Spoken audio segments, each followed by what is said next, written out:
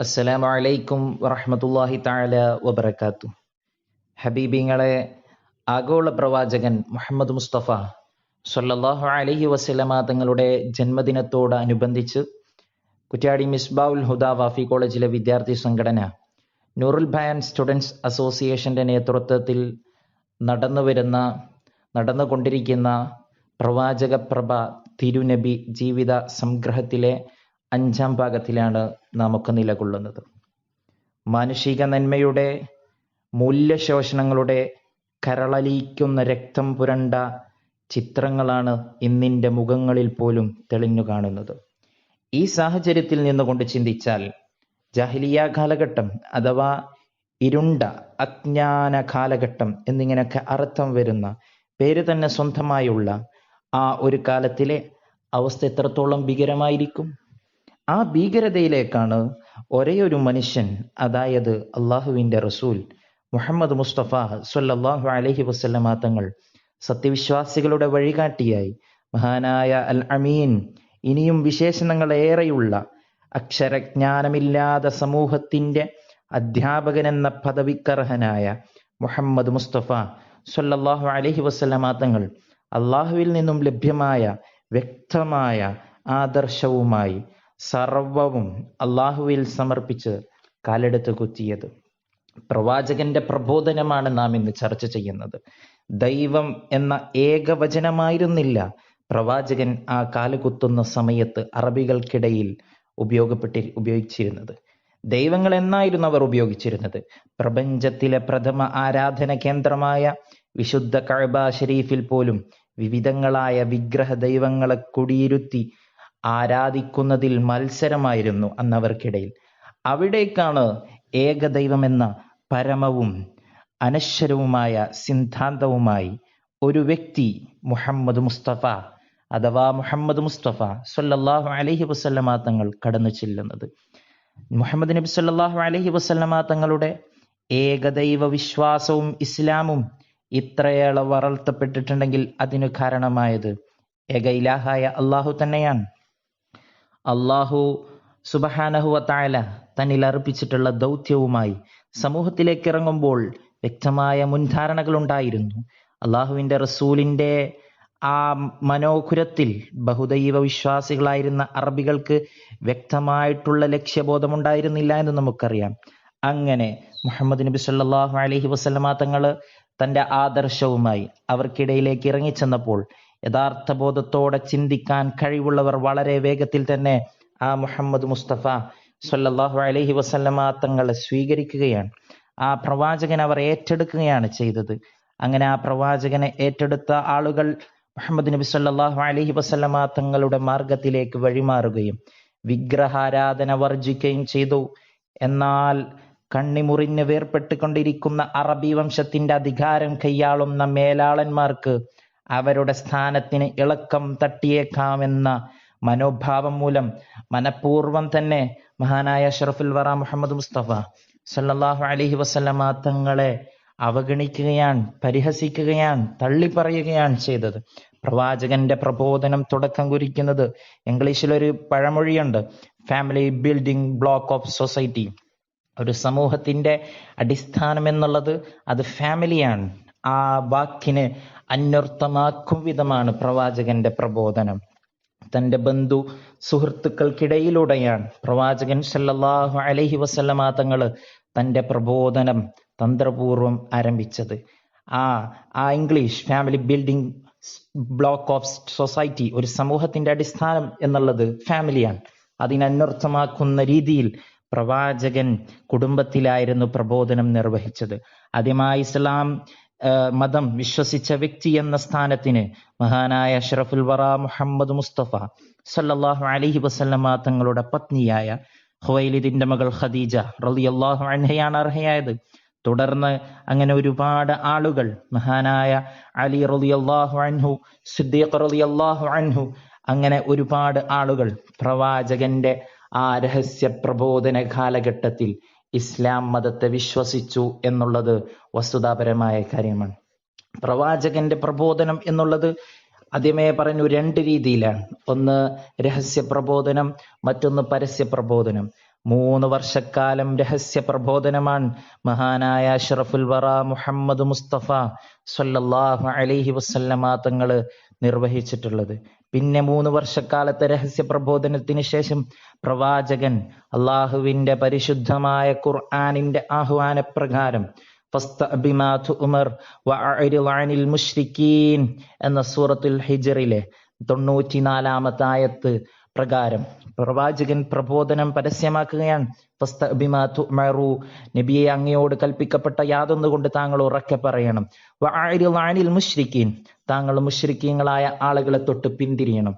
പരസ്യ പ്രബോധന കാലഘട്ടത്തിൽ ആ പ്രവാചകൻ സ്വല്ലല്ലാഹു അലൈഹി വസല്ലം തങ്ങൾ സഹിച്ചത്ര സഹനം, ആ തങ്ങൾ സഹിച്ചത്ര പരിഹാസം, ആ തങ്ങൾ സഹിച്ചത്ര പ്രയാസം, ആ തങ്ങൾ സഹിച്ചത്ര മനോവിഷമം ആധുനിക ലോകത്ത് ഒരു പ്രബോധകനും നേരിട്ടില്ല എന്നുള്ളത് വസ്തുതാപരമായ കാര്യമാണ്. അങ്ങനെ പരസ്യ പ്രബോധന കാലഘട്ടത്തിൽ ഖുറൈശികളുടെ പൊതുസഭകളിൽ രഹസ്യ പ്രബോധന കാലഘട്ടത്തിൽ ഖുറൈശികളുടെ പൊതുസഭകളിൽ പ്രബോധനം വ്യക്തമാക്കിയിരുന്നില്ല. മുസ്ലിങ്ങൾക്ക് ആ സാഹചര്യത്തിൽ അവരുടെ ആരാധന കർമ്മങ്ങൾ പരസ്യമായി ധൈര്യപൂർവ്വം നിർവഹിക്കാനുള്ള സാഹചര്യം പോലും ഉണ്ടായിരുന്നില്ല. ഖുറൈശികളുടെ അന്ധവും കഠിനവുമായ എതിർപ്പായിരുന്നു ഇതിനൊക്കെ കാരണം. മഹാനായ അഷ്റഫുൽ വറ മുഹമ്മദ് മുസ്തഫ സ്വല്ലല്ലാഹു അലൈഹി വസല്ലമ തങ്ങള് അള്ളാഹുവിന്റെ ഈ പരിശുദ്ധമായ ആഹ്വാനപ്രകാരം പ്രവാചകൻ പൂർവാധികം ആത്മവിശ്വാസത്തോടെ പരസ്യ പ്രബോധന ദൗത്യമായി പ്രവാചകൻ സഫാ മർവ മലക്ക് മുകളിലേക്ക് കയറുകയാണ്. ഇന്നേ വരെ പ്രവാചകൻ പർവ്വതത്തിന്റെ മുകളിലേക്ക് കയറിയിട്ടില്ല. എല്ലാ ആളുകളും പ്രവാചകൻ പർവ്വതത്തിന്റെ മുകളിലേക്ക് കയറിയിട്ട് യാ മഅ്ശറൽ ഖുറൈശ് എന്ന് ആഹ്വാനം ചെയ്യുമ്പോ, ഓ ഖുറൈശി സമൂഹമേ ഒന്നിക്കണേ എന്ന് പ്രവാചകൻ അവിടുന്ന് ഊരിവിടുമ്പോൾ ഒന്നടങ്കം ആളുകൾ ഇങ്ങനെ അവിചാരിതമായി ഇതുവരെ കാണാത്ത അപൂർവമായിട്ട് കണ്ട ആ ഹബീബിന്റെ ആ പർവ്വതത്തിന്റെ മുകളിലേക്കുള്ള കയറ്റത്തെ എല്ലാവരും നോക്കിയിരിക്കുകയാണ്. അങ്ങനെ പർവ്വത മുകളിൽ കയറി നിന്നുകൊണ്ട് നബി സല്ലല്ലാഹു അലൈഹി വസല്ലമ തങ്ങള് ഒരുപാട് കാര്യങ്ങൾ പറയുകയാണ്. നബി തങ്ങൾ ആ സമൂഹത്തോട്, ആ തടിച്ചുകൂടിയ ആളുകളോട് ചോദിച്ചു, ഒരു കുതിരപ്പട്ടാളം ഈ പർവ്വതത്തിന്റെ മറുഭാഗത്ത് നിന്ന് നിങ്ങളെ എതിരിവിടുന്നതായി നിലകൊണ്ടിരിക്കുന്നു എന്ന് ഞാൻ പറഞ്ഞാൽ നിങ്ങൾ വിശ്വസിക്കുമോ? ഈ ചോദ്യം കേട്ടവർ ഒന്നടങ്കം വിളിച്ചു പറഞ്ഞു, തീർച്ചയായും യാ ഹബീബി, നീ ഇന്ന് വരെ അസത്യം പറഞ്ഞതായി ഞങ്ങൾക്ക് തോന്നിയിട്ടില്ല. മഹാനായ ഹബീബ് തങ്ങൾ അവിടുന്ന് തുടരുകയാണ്, എങ്കിൽ ഗുരുതരമായ ശിക്ഷ സംബന്ധിച്ച മുന്നറിയിപ്പുകാരനായിട്ടാണ് ഞാൻ വന്നിട്ടുള്ളത്. മുഹമ്മദ് നബി സല്ലല്ലാഹു അലൈഹി വസല്ലമ തങ്ങളുടെ ഈ വാക്കുകൾ കേട്ടുകൊണ്ട് നിന്നിരുന്ന അബൂലഹബിന്റെ കോപാഗ്നി അങ്ങനെ ആളിപ്പടർന്നു. അയാൾ വിളിച്ചു പറയുകയാണ്, നിനക്ക് നാശം, തബ്ബല്ലക യാ മുഹമ്മദ്, ഓ മുഹമ്മദേ നിനക്ക് നാശം. ഇത് പറയാനാണോ ഞങ്ങളെ ഇവിടെ വിളിച്ചു ചേർത്തത് എന്ന് അബൂലഹബ് മുഹമ്മദ് നബി സ്വല്ലല്ലാഹു അലൈഹി വസല്ലമ തങ്ങളോട് തിരിച്ചു ചോദിക്കുകയാണ്. ഹബീബിങ്ങളെ, ഇത് നിങ്ങൾക്ക് സൂറത്ത് ശുഅറയിലെ 214-ാമത്തെ ആയത്തായ വഅൻസിരിൽ അശീറത്തൽ അഖറബീൻ എന്ന പരിശുദ്ധമായ ഖുർആനിന്റെ വാക്യത്തിന്റെ തഫ്സീറുകൾ പരിശോധിച്ചു നോക്കിയാൽ, സെർച്ച് ചെയ്ത് നോക്കിയാൽ ഈ സംഭവ വികാസങ്ങൾ, ഇതിനെ കൂടാതെ മറ്റൊരു സംഭവ വികാസവും കൂടി സീറത്തുൻ നബവി പറയുന്നുണ്ട്. ഒരു പക്ഷെ ചില ഗ്രന്ഥങ്ങളിൽ ഈ 2 സംഭവ വികാസങ്ങളും തലതിരിഞ്ഞായിരിക്കാം. ആദ്യത്തേത് സഫാ മർവയും പിന്നത്തേത് അലി റളിയല്ലാഹു അൻഹുവിനോട് സഹായം ചോദിച്ചതായിരിക്കാം. അല്ലെങ്കിൽ അലി റളിയല്ലാഹു അൻഹുവിനോട് സഹായം ചോദിച്ചത് ആദ്യത്തേതും പിന്നെ ഹബീബ് സല്ലല്ലാഹു അലൈഹി വസല്ലമ തങ്ങൾ സഫാ മർവയിലെ മുകളിലേക്ക് കയറിയ സംഭവമായിരിക്കാം. എന്തായിരുന്നാലും 2 സംഭവവും വഅൻസിരിൽ അശീറത്തൽ അഖറബീൻ എന്ന ആ ആയത്തിന്റെ തഫ്സീറുകളിൽ ഹബീബ് സല്ലല്ലാഹു അലൈഹി വസല്ലമ തങ്ങൾ പ്രബോധന സമയത്ത് നേരിട്ട ആ വെല്ലുവിളികളെ കുറിച്ച് വളരെ ഗഹനമായി പറയുന്നുണ്ട്. ഹബീബിങ്ങളെ, അങ്ങനെ ആ ഹബീബിന്റെ ആ തബ്ബല്ലക യാ മുഹമ്മദ് എന്ന് ഹബീബിനോട് അബൂലഹബ് തിരിച്ചു പറഞ്ഞപ്പോ അവിടുന്ന് അള്ളാഹു ആ ഹബീബിനെ സമാധാനിപ്പിക്കാൻ വേണ്ടി ഇറക്കിയ സൂറത്താണ് സൂറത്തുൽ ലഹബ്.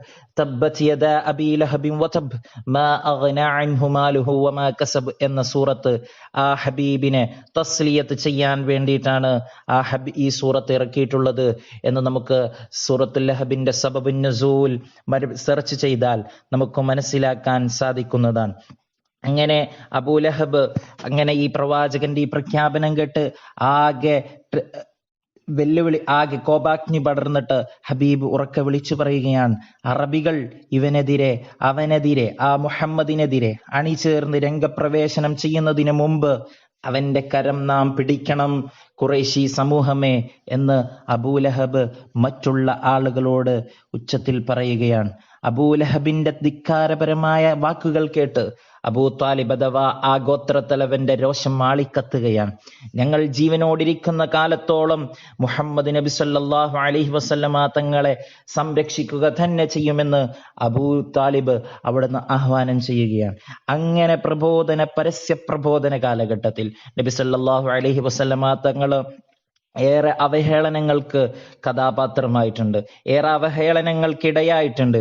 ഖുറൈശികൾ ഇരിക്കുന്ന വഴിയിലൂടെ നബി സല്ലല്ലാഹു അലൈഹി വസല്ലമ തങ്ങൾ നടന്നു പോകുന്ന അവസരത്തിൽ പോലും ആ നബിയെ കണ്ടിട്ട് ആ നബിയെ ചൂണ്ടിയിട്ട് ആ നബി കേൾക്കുമാവിധം അവർ പറയുമായിരുന്നു, ഇവർ അബൂ കബ്ഷയുടെ മകനാണ് പോലും, ആകാശത്ത് നിന്ന് സംസാരിക്കുന്നു എന്ന്.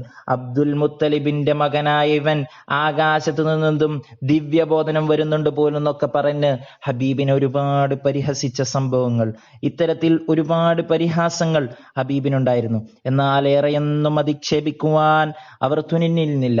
എന്നാൽ അവരുടെ വിശ്വാസ പ്രമാണങ്ങളെ മഹാനായ അഷ്റഫുൽ വറ മുഹമ്മദ് മുസ്തഫ സല്ലല്ലാഹു അലൈഹി വസല്ലമ തങ്ങൾ തിരിച്ചൊന്നും കളിയാക്കുകയോ പരിഹസിക്കുകയോ ചെയ്തിരുന്നില്ല.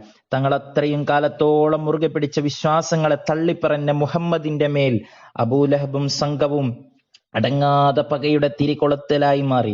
അവർ ഉടനെ തന്നെ ഗോത്രത്തലവനായ അബൂ താലിബിന് അടുക്കലെത്തി ഇപ്രകാരം പറയുകയാണ്, ഒന്നിക്കിൽ നിങ്ങൾ മുഹമ്മദിന്റെ സംരക്ഷണത്തിൽ നിന്ന് പിന്മാറുക, അതല്ലെങ്കിൽ മുഹമ്മദിന്റെ വാദങ്ങൾക്ക് അറുതി വരുത്തണമെന്ന് അവർ ഹബീബിനെ സംബന്ധിച്ച് അബൂ താലിബിനോട് പറയുകയാണ്. അവരുടെ ഭീഷണി കേട്ട് അബൂ താലിബ് തന്ത്രപൂർവ്വം അവരെ മടക്കി അയച്ചു. എന്നാൽ അതുകൊണ്ടൊന്നും മഹാനായ അഷ്റഫുൽ വറ മുഹമ്മദ് മുസ്തഫ സല്ലല്ലാഹു അലൈഹി വസല്ലമ തങ്ങളുടെ ആ പ്രവർത്തനങ്ങൾ നിർത്തിവെക്കാനോ ആ പ്രവർത്തനങ്ങളുടെ വേഗത കുറക്കാനോ ആ പ്രവർത്തനങ്ങൾക്ക് മങ്ങലേൽപ്പിക്കാനോ അവർക്ക് സാധിച്ചിട്ടില്ല. പിന്നെയും അവർ അബൂ ത്വാലിബിന്റെ അടുക്കലേക്ക് വരികയാണ്. ഞങ്ങൾക്കിടയിൽ പ്രായം കൊണ്ടും മറ്റെല്ലാം കൊണ്ട് ഉയർന്നവനാണ് അബൂ ത്വാലിബെ, അങ്ങയുടെ സഹോദരന പുത്രനായ മുഹമ്മദ് മുസ്തഫ സല്ലല്ലാഹു അലൈഹി വസല്ലമ തങ്ങളുടെ ശാസിക്കണമെന്ന് ഞങ്ങൾ കഴിഞ്ഞ പ്രാവശ്യം പറഞ്ഞു കഴിഞ്ഞതാണ്. എന്നാൽ അങ്ങ് ആ വാക്ക് പാലിച്ചില്ല. അള്ളാഹുവാണേ സത്യം, ഞങ്ങളുടെ പൂർവികന്മാരെ അധിക്ഷേപിക്കുന്നതും ഞങ്ങളുടെ ചിന്തകളെയെല്ലാം ബുദ്ധിശൂന്യതയാണെന്ന് വിളിച്ചുറക്കെ പ്രചരിപ്പിക്കുന്നതും ഞങ്ങളുടെ ആരാധ്യ വസ്തുക്കളെ കുറ്റപ്പെടുത്തുന്നതും എല്ലാം ക്ഷമിക്കാൻ ഞങ്ങൾക്കിനി സാധ്യമല്ല എന്ന് അവർ അവിടുന്ന് അബൂ താലിബിനെ ഭീഷണിപ്പെടുത്തുകയാണ്. പ്രവാചകനെ സംബന്ധിച്ച് സത്യവിശ്വാസത്തെ അംഗീകരിക്കാത്തവരായി ഉറച്ചു നിൽക്കുന്നതിന് അവർ കണ്ടെത്തിയിരുന്ന ന്യായം എന്നുള്ളത് അവരുടെ പൂർവ്വപിതാക്കന്മാരുടെ പാത പിന്തുടരുക എന്നതായിരുന്നു.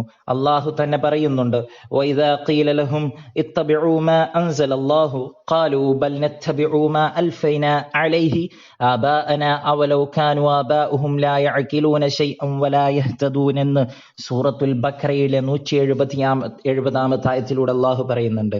ഹബീബ് അള്ളാഹു പറയാണ്, വഇദാ ഖീല ലഹും, അവരോട് പറയപ്പെട്ടാൽ, ഇത്തബിഉ മാ അൻസലല്ലാഹ്, അള്ളാഹു ഇറക്കിയ യാതൊന്നിനെ നിങ്ങൾ സ്വീകരിക്കണമെന്ന് അവരോട് പറയപ്പെട്ടാൽ, ഖാലൂ, അവർ തിരിച്ചു മറുപടിയായി പറയുന്ന മറുപടി എന്നുള്ളത് ബൽ നത്തബിഉ, പക്ഷേ നമ്മൾ പിന്തുടരും മാ അൽഫൈന അലൈഹി, മാ ഒന്നിനെ, അൽഫൈന ഞങ്ങൾ കണ്ടെത്തിയിരിക്കുന്നു, അലൈഹി ആ ഒന്നിന്റെ മേൽ, ആബാഅന ഞങ്ങളുടെ പൂർവിതാക്കന്മാരെ, അവലൗകാനു ആബാഉഹും ലാ യഅഖിലൂന ശൈഅൻ, നമ്മുടെ പൂർവിതാക്കന്മാർ ബുദ്ധിയില്ലാത്തവരാണെങ്കിലും ശരി, ഒന്നിനെ സംബന്ധിച്ചും അറിയാത്തവരാണെങ്കിലും ശരി, അവരൊന്നിനെ സംബന്ധിച്ചും സന്മാർഗമില്ലാത്തവരാണെങ്കിലും ശരി, ഞങ്ങൾ അവരെ പിന്തുടരുള്ളൂ എന്ന് അവർ പറയുമെന്ന് അള്ളാഹു അൽ ബഖറയിലൂടെ നമ്മളോട് പറയുന്നു. പൂർവികന്മാരോടുള്ള അനുകരണത്തിന്റെ മനോഭാവത്തിന്റെ അർത്ഥശൂന്യമായ ന്യായീകരണങ്ങളുമായി ആ സംഘം ജീവിതം മുന്നോട്ട് നയിച്ചപ്പോൾ ചിന്തിക്കാൻ കഴിവില്ലാത്തവരും സന്മാർഗം കൈവരിക്കാത്തവരുമായ അവരെ ചിത്രീകരിക്കേണ്ടി വരുന്നു.